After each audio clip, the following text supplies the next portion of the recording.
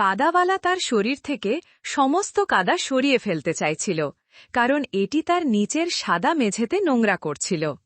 কিন্তু কাদা তৎক্ষণাৎ মেঝেতে লেগে যায়, মেঝে আরও নোংরা করে তোলে। পরিষ্কার পরিচ্ছন্নতার প্রতি আকৃষ্ট হয়ে সে মেঝে পরিষ্কার করার চেষ্টা করেছিল, কিন্তু যতই সে পরিষ্কার করত ততই সে আরও নোংরা দেখতে পেত।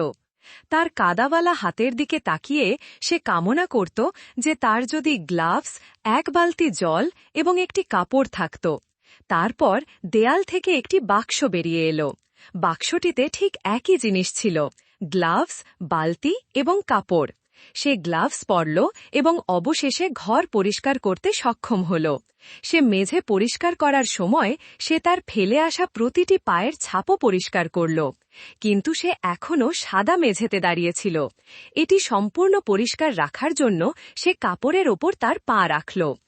এখন মেঝে সম্পূর্ণ পরিষ্কার ছিল, কিন্তু সে সেই ছোট্ট কাপড়ের মধ্যে আবদ্ধ ছিল। কোনো স্বাধীনতা ছাড়াই কাদাওয়ালা তার পায়ের দিকে তাকাতে শুরু করল এবং ভাবল যদি তার জুতা থাকত। তারপর দেয়াল থেকে আরেকটি বাক্স বেরিয়ে এলো। সে মেঝে নোংরা না করে দেখতে চেয়েছিল, তাই সে কাপড়ের ওপর ধীরে ধীরে পিছলে যেতে শুরু করল, কিন্তু ভারসাম্য হারিয়ে ফেলল এবং পড়ে গেল। এখন মেঝে আরও নোংরা হয়ে গিয়েছিল। নোংরা মেঝে দেখে সে হতাশ হয়ে পড়েছিল। সে সিদ্ধান্ত নিল যে সে আর পরিষ্কার পরিচ্ছন্নতার চিন্তা করবে না। সে তার পছন্দের জুতাগুলো খুঁজে পেল এবং সেগুলো পরল। তারপর সে দেয়ালে আরেকটি বাক্স দেখতে পেল।